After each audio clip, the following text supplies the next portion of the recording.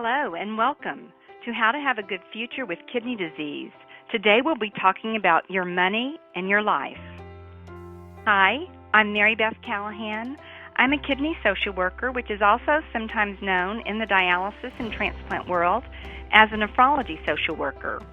Currently, I work at Dallas Transplant Institute, but I started out working with kidney patients and families 32 years ago, working with peritoneal dialysis patients and hemodialysis patients, and so it's been a privilege to work with people through these years, and it's really nice to be with you here today. So thank you for joining us. Thank you for tuning in.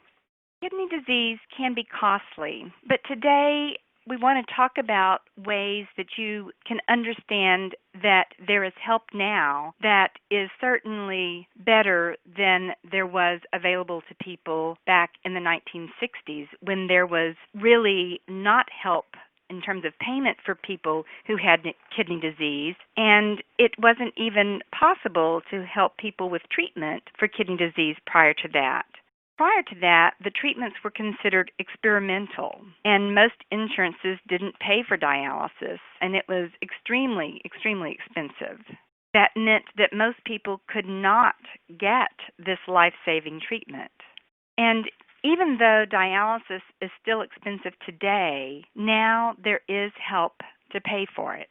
And we'll talk about some of those ways to pay for it during our discussion today.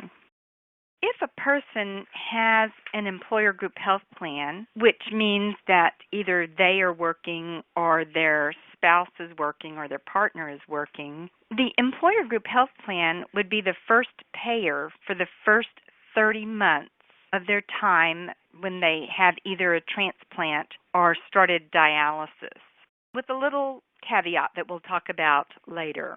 Medicare pays first if a person doesn't have an employer group health plan. Nowadays, we have a lot of individual plans under the Affordable Care Act, and these pay after Medicare but do not necessarily coordinate with Medicare. Medicare would be the primary payer, with an individual plan being after that.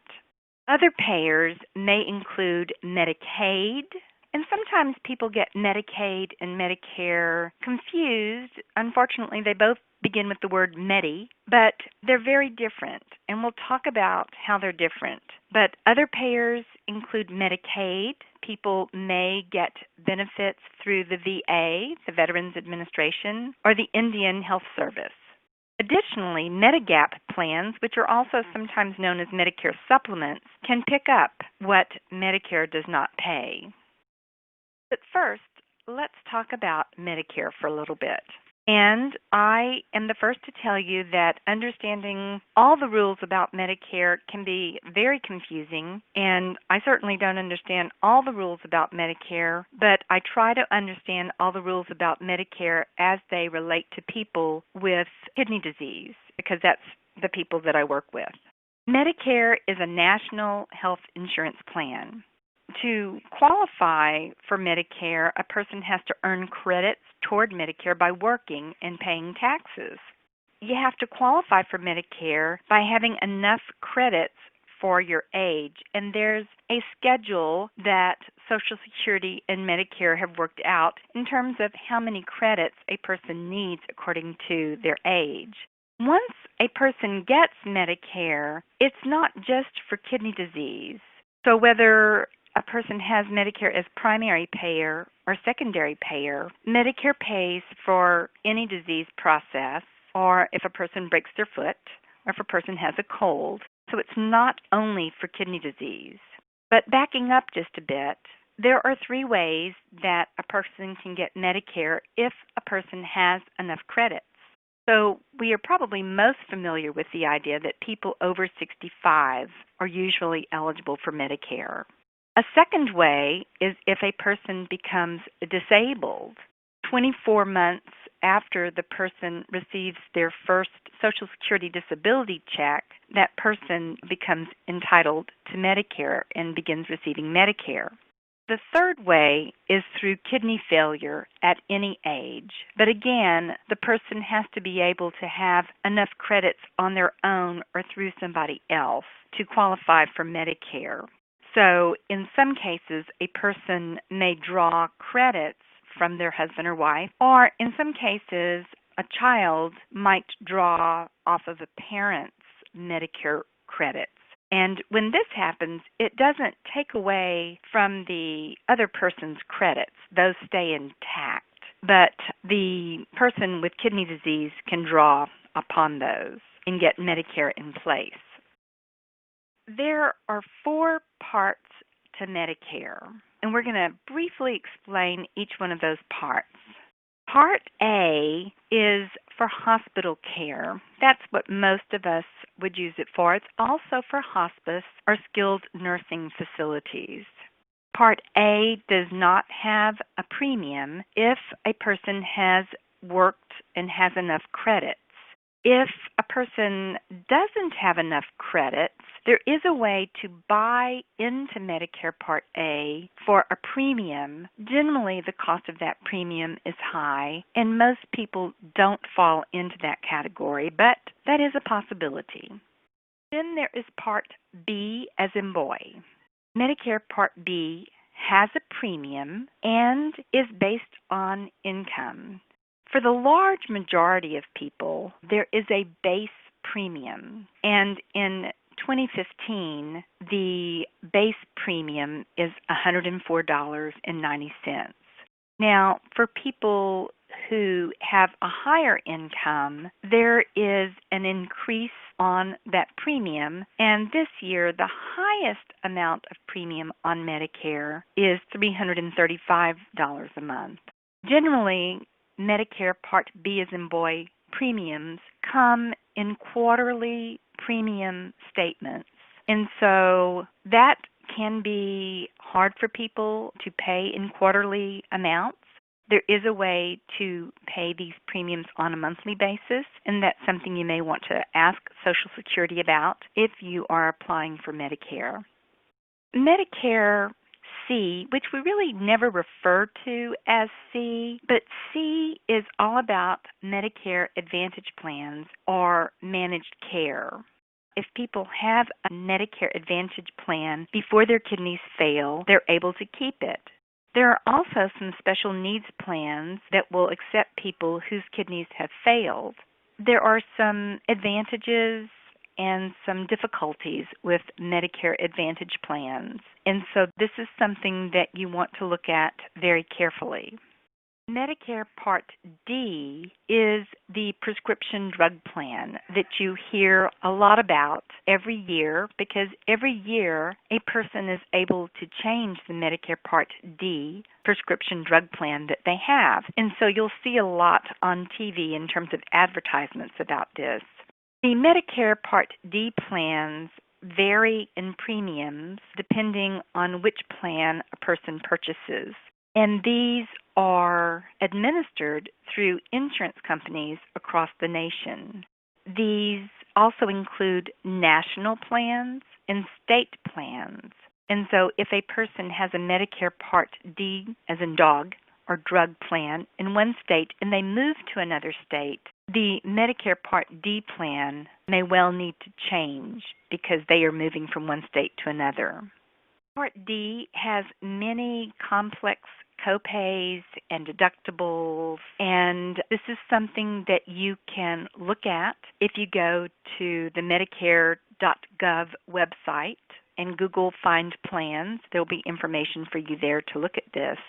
If someone has coverage from an employer group health plan, you would normally not want to get a Medicare Part D drug plan because you have insurance that is what's considered as good as Part D. And so you would not want to get a Medicare Part D plan. In fact, there could be some negative things that happen if you got a Part D plan and you had an employer group plan and your employer stated that you were not eligible to get a Part D plan while you had their employer group plan.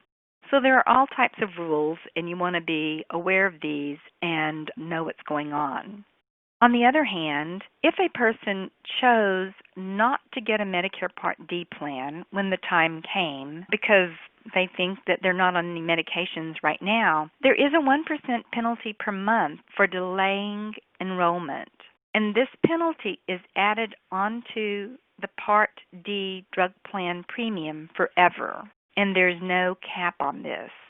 There's a lot to know about Medicare, and I certainly don't claim to know everything, but I think the idea that I want to give to you is that you want to ask a lot of questions. Medicare Part B as in boy has a premium, and sometimes it's difficult to pay for two insurance premiums, particularly if you have an employer group health plan.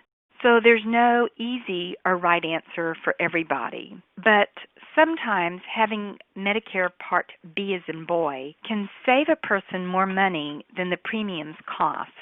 It's very hard. One of the things that can happen with chronic disease of any kind, but I think since we're talking about chronic kidney disease, is that the bills and the cost add up over time, over a number of years. And so sometimes by the point that a person is maybe thinking about the need for dialysis or transplant, it's not like the first time that they've gone to the doctor for appendicitis. There have been a number of bills that may have stacked up already in terms of medical bills. So it's not easy to make these decisions. Medicare Part B can have some advantages. It can limit what dialysis providers charge you or other providers might charge you. And having Medicare Part B can also protect you in case you lose your employer group health plan. And losing your employer group health plan can come about for different reasons, whether that be you might become too ill or because of a layoff. Many years ago, COBRA, which is an extension of coverage after a person loses employment, was, even though it was always expensive, it was at a point that was affordable for people and maybe it could be used. But nowadays, COBRA is usually so expensive that it's very difficult for people to think of that as a real option.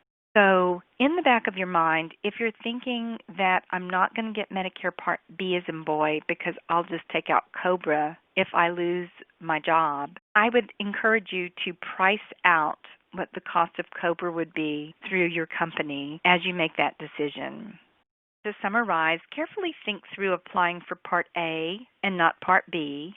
There are many rules that apply if you choose to apply for Part A only and not Part B. And I'd encourage you to be sure and talk about this with someone that understands what's in your best interest and someone that is very knowledgeable about this area. There are a couple of things, as we talked about. You could end up with a coverage gap, or you may end up having to pay a higher Part B, as in boy, premium later. So let's talk a little bit about what Medicare pays in terms of transplant or dialysis.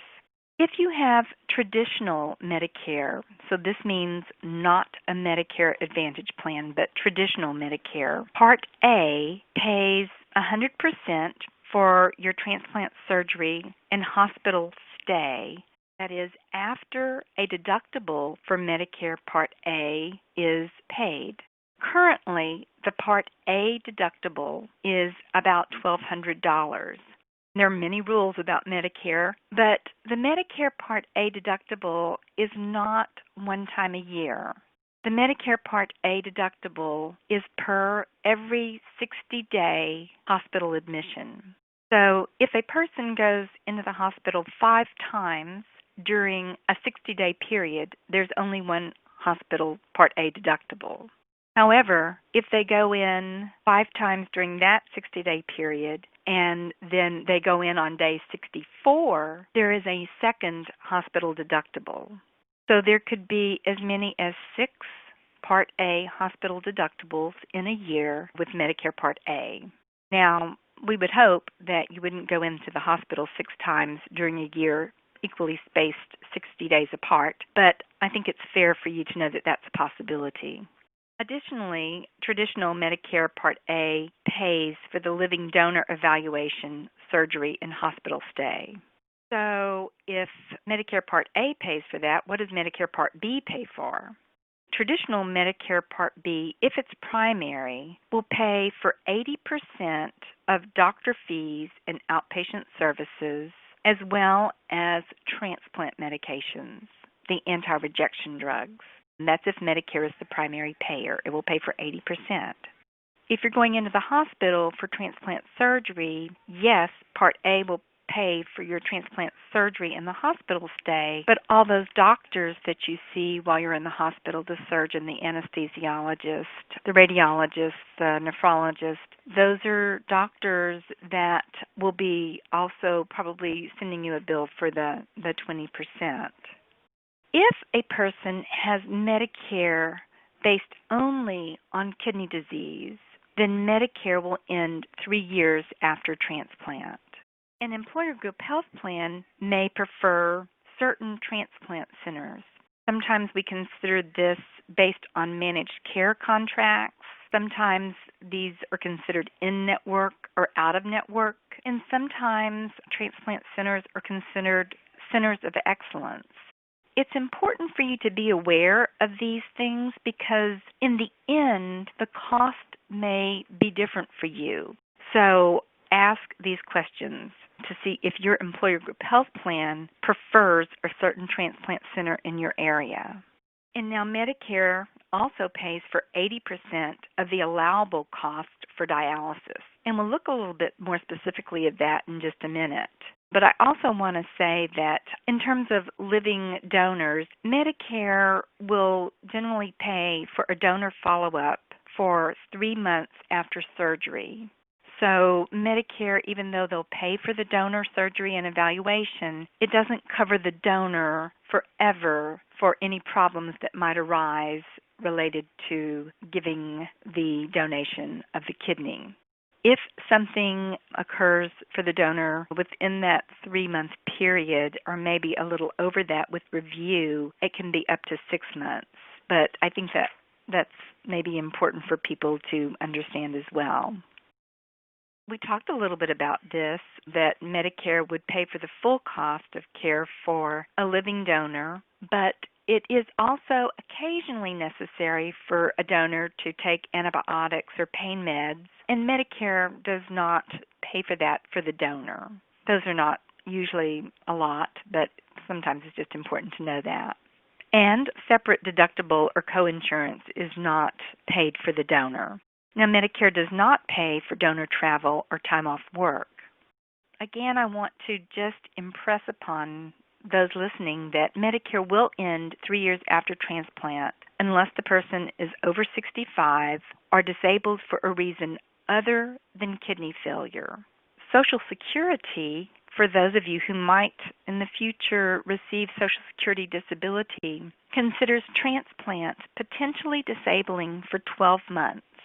That means that any time after 12 months after transplant, if Social Security reviews you and you do not have a disability other than kidney disease and your kidney is working, then your Social Security disability benefits could stop at that time. Medicare would continue for 3 years. After Social Security stops, you would pay for the Medicare premiums. While you have Social Security disability, the premiums would be taken out of your Social Security disability check. Therefore, it's important to be thinking about how am I going to pay long term for my health care costs and my medications. And I just want to plant a little seed that Social Security has special work incentives that can extend a person's Medicare.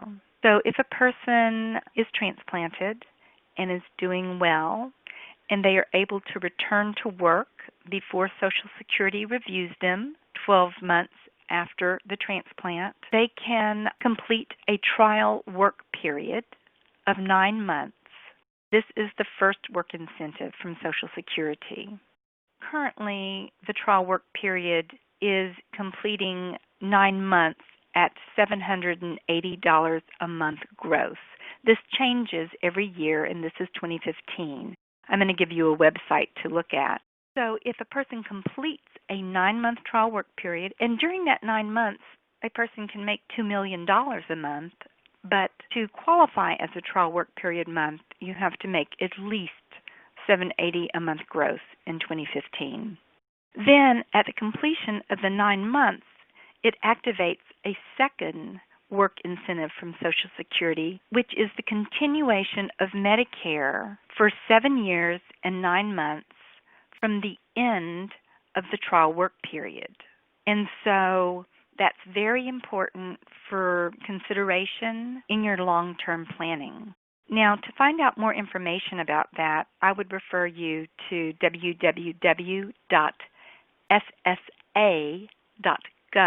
That's SSA as in Social Security Administration.gov, and go to the Red Book and then search Social Security Disability SSDI Work Incentives. So I just wanted to share those thoughts with you.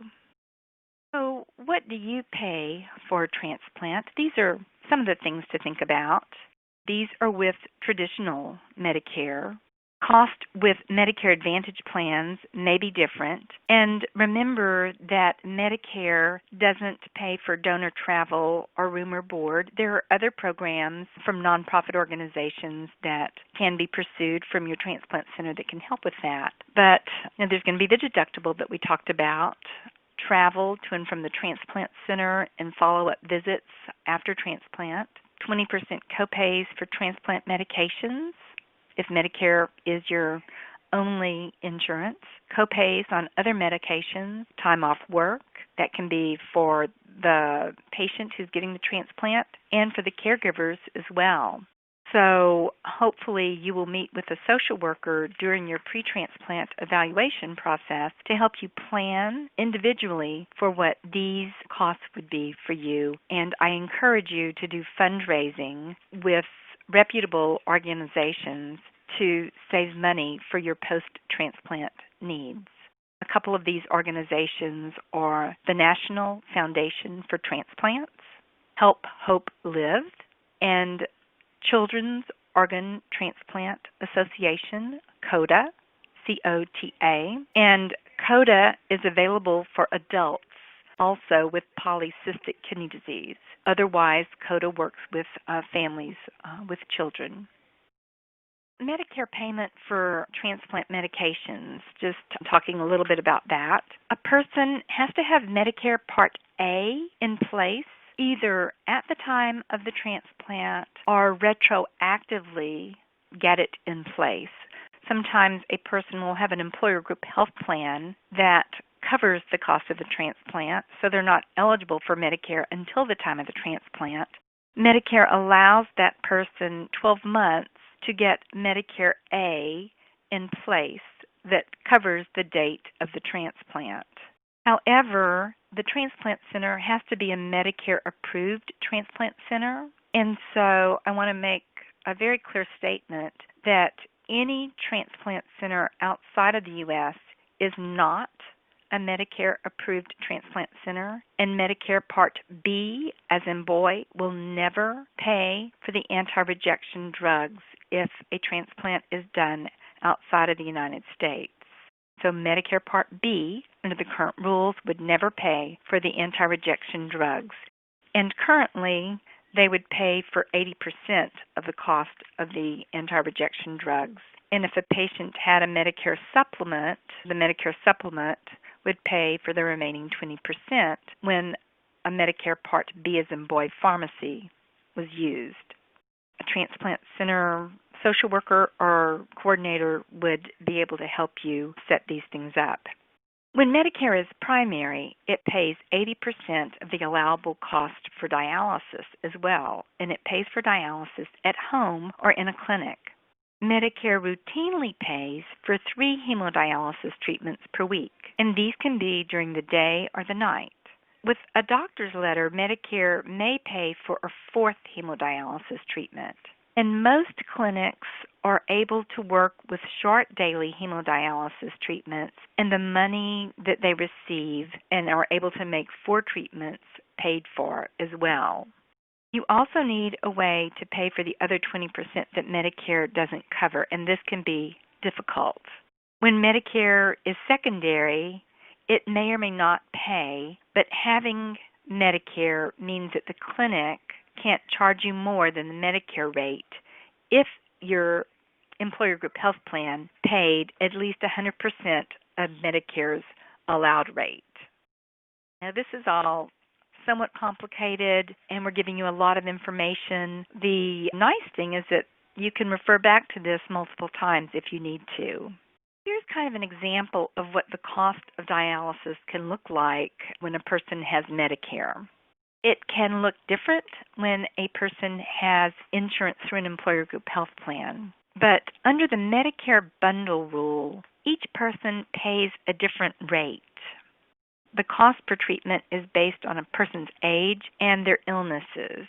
And as you can see, the 20% that a person must pay can add up to thousands of dollars each year. And so that's why it's important to have a secondary payer, if possible, a Medicare supplement or a health plan.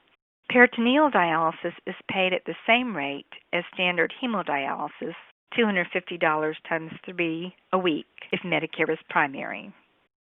It's also important to know when Medicare starts to pay for dialysis, especially perhaps as you're thinking about what treatment fits your lifestyle. It may help you decide which treatment is best for you. If you start training for home dialysis, which can be hemodialysis or peritoneal dialysis, or in-center self-care, before the 4th month of dialysis, Medicare starts on day 1 of the month you started dialysis. Then you would only pay 20%.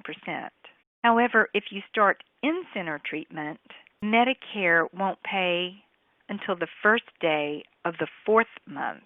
Therefore, the first 3 months you have no coverage and you would be responsible for 100% of the bill.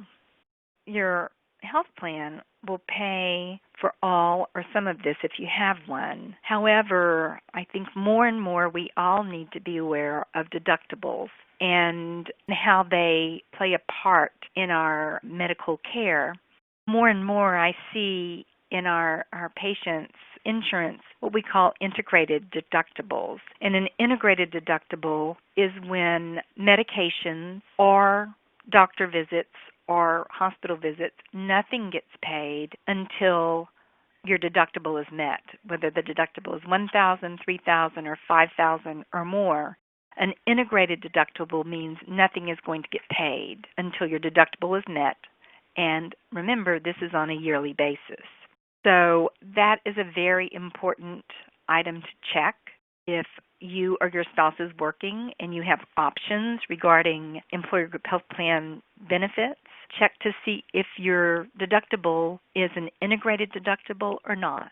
And sometimes it's very hard to find that information because for the majority of people, it's probably not that big a deal. For people who are transplant recipients, it's a very big deal because if the integrated deductible applies to medications, that's going to be a big problem every January or September or whenever your insurance calendar year begins. When you don't have Medicare yet in place, clinics can charge you commercial rates. This means that you could owe many times the amount that we've talked about, which could be over $10,000 a month. There's a free online Medicare start date calculator at www.home-dialysis.org/home-dialysis-basics/calculator that might be helpful for some folks. Now, what is Medigap?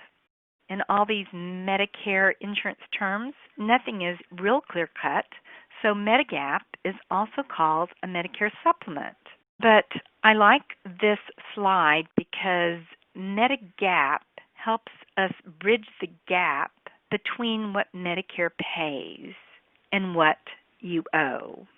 Medigap plans bridge this gap. Every state requires insurance companies to offer Medigap plans to those over 65 for 6 months after they get Medicare Part B.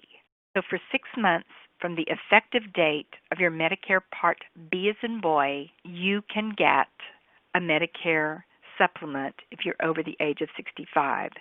Some states also require insurance companies to offer at least one policy to people under 65.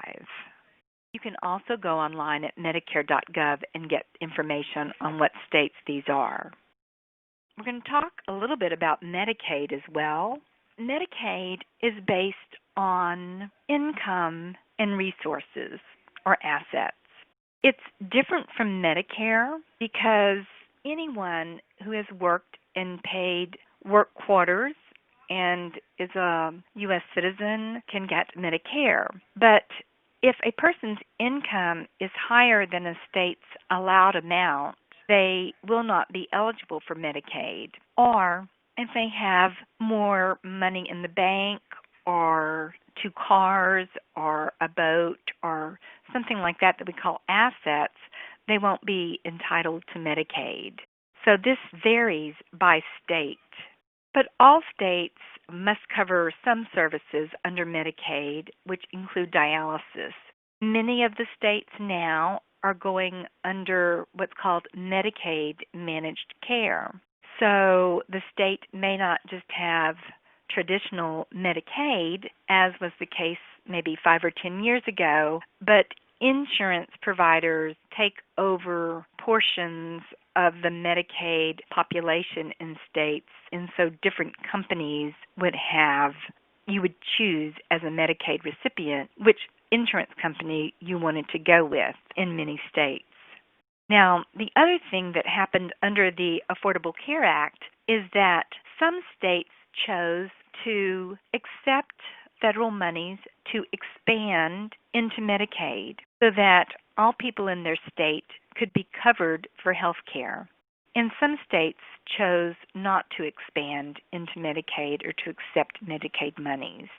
For states that did not accept Medicaid expansion monies, people who make under a certain amount are not able to really afford insurance under the Affordable Care Act because they are not able to get a tax credit. For the Affordable Care Act, you really have to be able to show earned income of a certain amount before you're eligible for a tax credit, or you pay the full amount of the policy.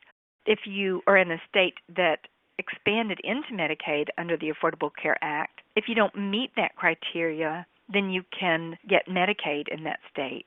In Texas, for example, that did not expand into Medicaid, for an individual who makes under $12,000, but that's over the amount that they would be eligible for Medicaid in the state of Texas, would be left without health coverage. They would need to go to a health clinic in the community. And so it's really hard to piece these things together sometimes. You can find out more about this by going to www.C as in cat, M as in medical, S as in Sam.gov, G-O-V, /Medicaid eligibility, /. All things considered, if it's possible to have a job, it's best to keep it because having an employer group health plan is probably the best way to be able to have a second health plan. And if you have one, remember as we talked that this plan will pay first for the first 30 months that you're eligible for Medicare. After that, it will pay all or part of the 20% balance after your deductible is met.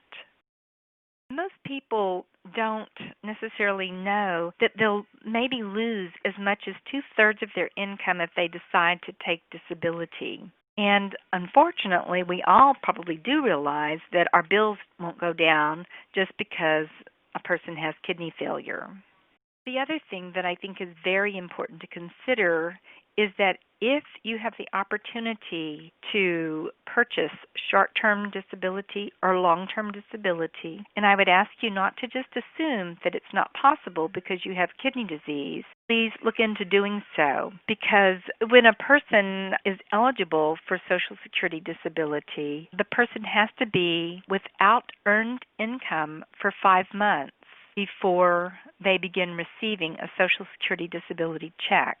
Social Security disability has 2 parts to it. There's the medical component. Does a person satisfy the medical component of being disabled? But there is also the earned income component for Social Security disability. So for most of us, it would be really very difficult to go 5 months or 6 months without income waiting for the disability check to start. So again, if you have the opportunity to sign up for short-term or long-term disability, take it. The other thing is, if you need time off work to adjust to dialysis or to recover from a transplant, take a temporary leave. Remember that there is something called the Family Medical Leave Act, FMLA, that most people would be eligible for and apply for that. The other thing is that I see that most people want to delay the start of dialysis, and yet usually after they start dialysis, they really feel so much better because they have been gradually feeling worse and worse over a long period of time. So I'd like to encourage you to make a decision about stopping work after you give yourself a chance to feel better. The other thing that's happening sometimes is that people are feeling very tired and maybe feeling too tired to work due to anemia. Anemia is a shortage of red blood cells, and most people with chronic kidney disease have anemia, but only 1 in 4 are treated. So if you're feeling tired, cold, and have a fuzzy thinking feeling or no energy or other symptoms, see your doctor and ask for a blood check for anemia, because anemia can be treated so that you have more energy. You may need iron as a building block for red blood cells, and then your doctor may prescribe an ESA. The E stands for erythropoiesis stimulating agent to tell your body to make more red blood cells. ESA drugs do have some risk, but they have many benefits. So you and your doctor can sort out what's best for you, but it's at least worth checking on this. And I would also suggest that our last slide will refer you to a website called lifeoptions.org. And on that website, there are some very good, easy for me to read fact sheets. And one of the fact sheets talks about anemia, and I would suggest that you might think about that. That's lifeoptions.org. Treating anemia gives you more energy. It can often take about 6 weeks to feel the improvements of anemia treatment, but once the treatment starts working, you'll likely feel much better.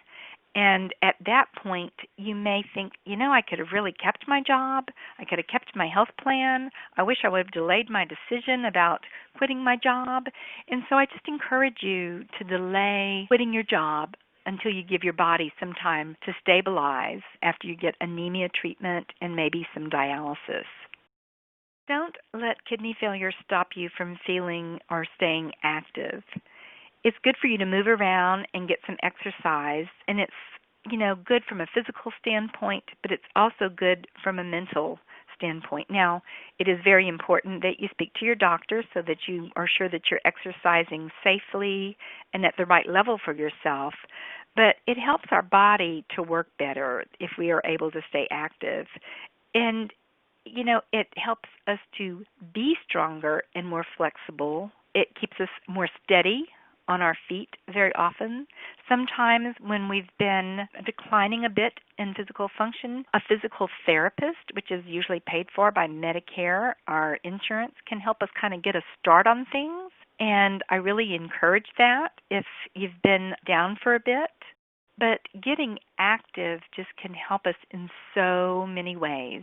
Where I work in a big square, and I've seen one of our doctors, he always makes the entire square instead of going the shortcut. And so now I've started going the entire square so that I can just stay more active during the day besides additional activity in terms of exercise. So there may be ways that you can do tricks to remain more active as well. I liked this thought that some people think their bodies are like flashlights. If you use them up, if you use up too much energy, then it's gone. But that's not so. Your body is more like a rechargeable battery. And I know sometimes that it's very, very hard to get up and do something because it's so much easier to stay on the sofa or stay in bed than to get up. And some of that may be from anemia. Some of that may be because we're feeling down. We're feeling a bit depressed. We're feeling like it's just better to crawl under the sheets. But I want to encourage you to try and get up and do something. You can get stronger at any age, 80, 90, or 100. I remember going for a walk with my Aunt Mabel, and she was in her early 90s, and she had a walker that was kind of built like a bicycle, and I thought, well, certainly I'm going to be able to keep up with her, but actually she got to moving really fast, and I could not keep up with her without getting in a kind of short of breath, so that showed me what I needed to be doing. But anyway, studies show that you can build muscle and get stronger at any age, and so we really need to force ourselves to be aware of that. Sometimes it takes finding something that you enjoy doing to try and make being active play and not work. So maybe there's a sport that you enjoy doing. Maybe there's something that you previously enjoyed but can't do anymore. Is there a way to do a part of that, to be involved in some way that could help you feel connected as well? Maybe it's gardening. Maybe it's dance. I like to dance. My husband doesn't like to dance, but I can Zumba without him. So these are just a few ideas. There are many more. Think back to what you loved to do as a kid. Sometimes that brings us an inner joy that maybe we have left aside for a while. That may help you come up with ideas of what might be fun now. And walking is a great exercise, and it's free, and sometimes it's cool enough to do it wherever you might be. So I ask you to think about what to do to stay fit, what sort of things you might enjoy, and just think of one thing that you might talk over with your doctor to see if you can do the next time you visit with them, something that you can do in the next week or month. Just 50 years ago, if a person's kidneys failed, medicine really couldn't save them. But today, you get a new start with kidney treatment, whether that's dialysis or transplant. This is extra life that you wouldn't have had before. Make it count. You really can have a good future with kidney disease. Do some of the things you always meant to do, but didn't get around to doing before. Think about what you want to have in your life. Make a plan. Follow your dreams. Try to reach one of your goals and recognize and celebrate the small steps you take towards that goal. Enjoy the present. Enjoy the process of getting there, not just the goal. How do you reach your goals? And, we all have to take one step at a time, but the journey can be worth it all by itself. Break the goal into smaller steps that allow us to have the courage to get up off the sofa and walk around the inside of the house where we might be able to start getting our stamina up. Think about who could help you. When do you want to get started? And how will you reward yourself for making progress? Will you think about a goal that you would like to set? The other thing I'd like for you to know is that dialysis clinics and transplant programs must have a social worker with a master's degree on board. The social worker has training to help you adapt to your treatment. He or she may also be able to help you with money concerns, to help you think of ways to adapt to your situation. They can also help you set goals and move toward a life plan. We've talked about a lot today, and feel free to listen to this webinar again and again. But some of the takeaways are, if you have kidney failure now, there's help to pay for treatments, and usually Medicare is one of those options. You can still end up with a big bill, though, and especially if you're moving towards transplant, please consider doing fundraising. Knowing how your choice can affect how you can help you avoid surprises. If you have a job with a health plan, keep it if you at all can. Don't make decisions based during the time that you're feeling your worst. And do something you enjoy to stay active. Think about what your goals are and make a plan to work toward them. When we're going through chronic disease, sometimes we have to tweak our goals a bit, but we still need to stay in that forward motion. Let's use this time to have a good life, and remember that your social worker is a resource for you. Here are some websites the Life Options website that I spoke about is the second one. I also referred to the first one, homedialysis.org, and there's just a wealth of information on this page. But I want to leave you with the thought that I have had the privilege to work with patients for over 30 years now, and from my experience, and as I say, it has been a privilege and a blessing, I know that you can have a good future with kidney disease. Thank you for being with us today.